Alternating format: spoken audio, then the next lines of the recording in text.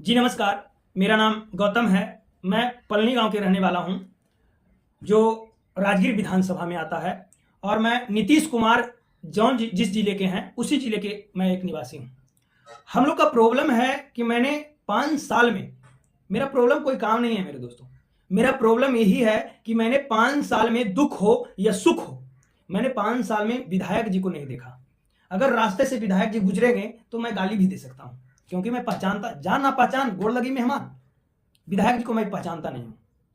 हम नहीं पहचानते हैं मेरे दोस्तों, क्योंकि मैं हर जगह घूरने वाला इंसान हूं। मैं नहीं पहचानता।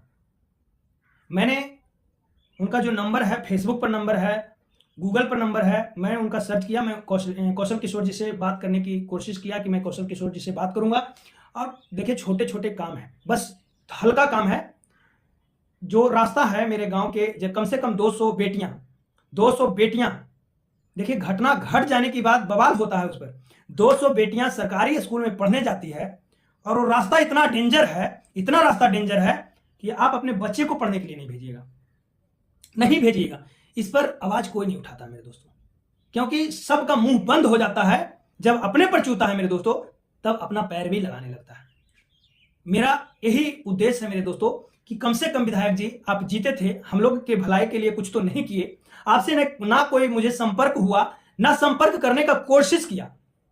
हकीकत बात है मेरे दोस्तों, क्योंकि मैं अपना कमाता हूं, विधायक जी अपना लूटते हैं। अरे कुर्सी पर मैं बैठा हूं, ये मेरा बाप का कुर्सी है। उसी प्रकार से कौशल किशोर जी को मैं कुछ नहीं बोलना चाहता हूं। कौशल किशोर जी को एक कुर्सी मिल गया है, क्योंकि पावर तो मिला नहीं है मेरे दोस्तों।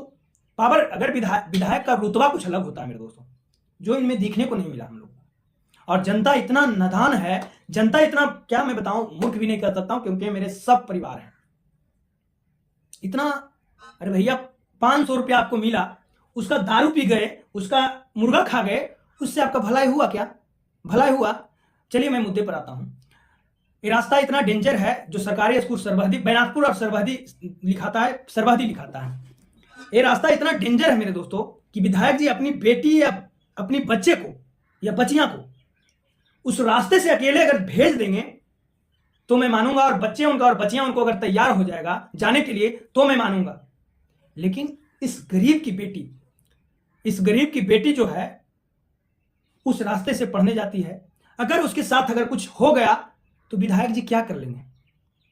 मैंने आपको उम्मीद लगाकर, पूरी जनता आपको उम्मीद लगाकर आपको आखिर क्यों चुना कि हम लोग को भलाई हो।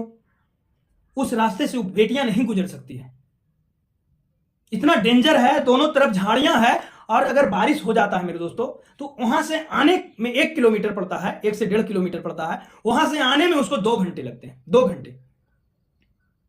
हाथ में चप्पल, देखिए मेरे दोस्तों, जिसको हाथ में किताब होना चाहिए, उस बच्चे के हाथ में चप्पल होता है। एक तरफ चप्पल होता है, एक तरफ उसका बुक होता है। विधायक जी, कम से कम हम लोग पर कृपा बरसा दीजिए, और अपना उस नंबर का दीजिए, नंबर जनता के बीच दीजिए, आपसे डायरेक्ट बात हो। मैंने आपको कुछ नहीं कहा।